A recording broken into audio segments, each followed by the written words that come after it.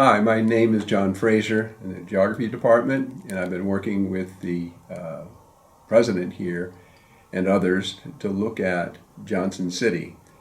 In this case, we're looking at a variety of things in the areas, and there are 5 areas in Johnson City by census tracts. Now, what we're trying to do is to look at 142, which is a very large area. We call it 142 census tract, but it's about the equal of the 4 others that are there. And so we're trying to understand what should you know about census tract 142, because it is very large and it has 3 different kinds of areas. One of those areas is the Commons, and it's a commercial area likely, but it's going to be other things, but it's really a commercial, etc., on its own.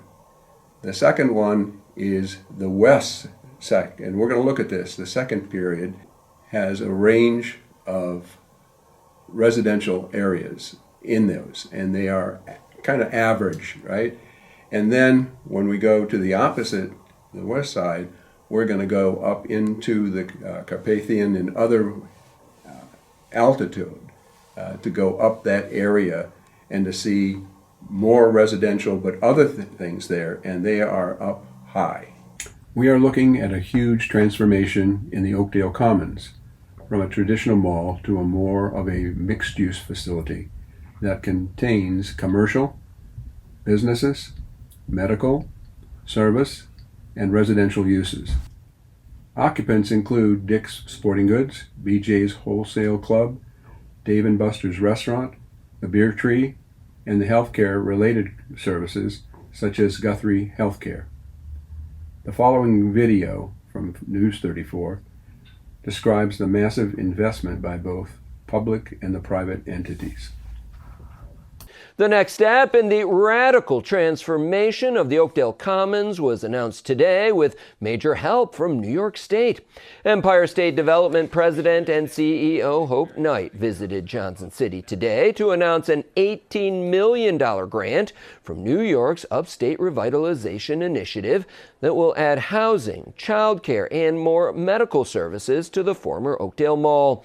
The owners of the Oakdale Commons, Spark JC, which is a partnership between local developers Doug Matthews and Mark Newman, are planning to construct a new building on the north end of the property that will include 125 units of workforce housing.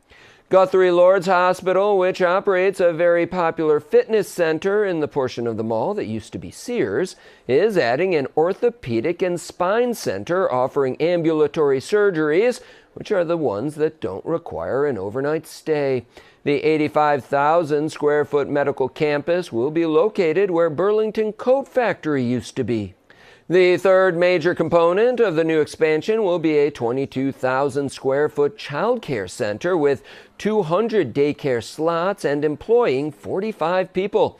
It will be located in the northwest corner of the mall and will be administered by Broome County and operated by a contracted provider. The overall cost of the project is about $200 million. Construction is already underway and is expected to be completed by 2026.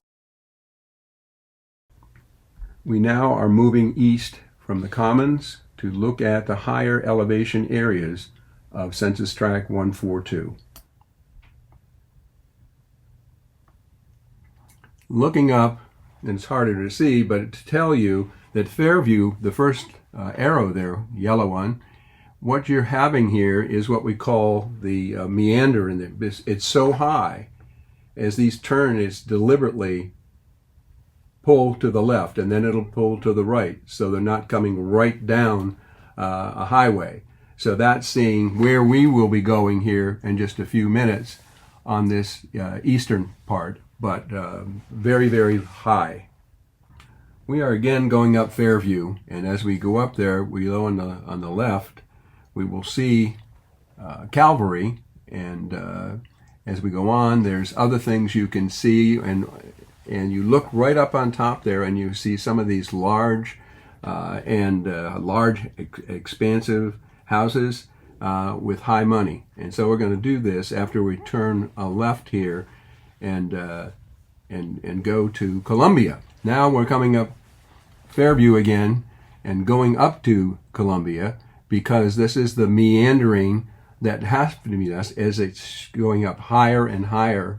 As we continue up the hill, we pass a number of businesses. For example, WBNG TV, Wells Fargo, medical facilities, including Sambursky Eye Surgery, as well as the Johnson City Elementary School. And then we have residential areas.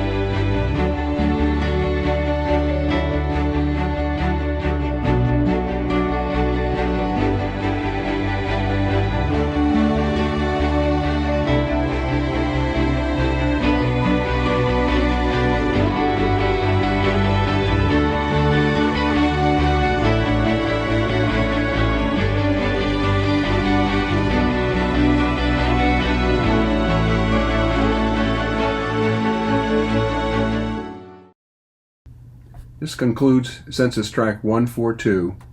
Now we will look at Census Tracts 138, 139, 140, and 141. Census Tract 138 is adjacent and below Census Tract 142. It was developed earlier and serves as transition from the higher social, economic status and higher property values of the 142 to the lower SES and property values of Census Tracts 139, 140, and 141. These census tracts contain and are adjacent to the Binghamton University Health Science Campus. Census Tract 138 is neither a wealthy nor poor census tract. Its mean income is less than the national average, but is relatively average for this area. Moving through Census Tracts 139 and 140, we see that the mean income of these census tracts is much less than that of the Census Tract 138. They are more commercial, and the housing stock is of lower quality.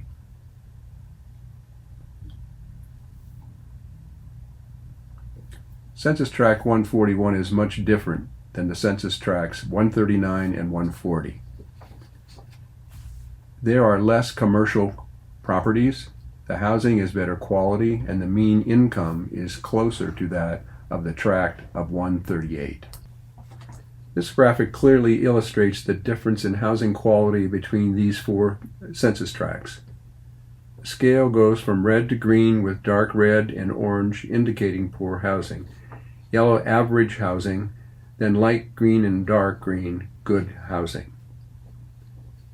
It is clear that most of the poor quality properties are within Census Tracts 139 and 140.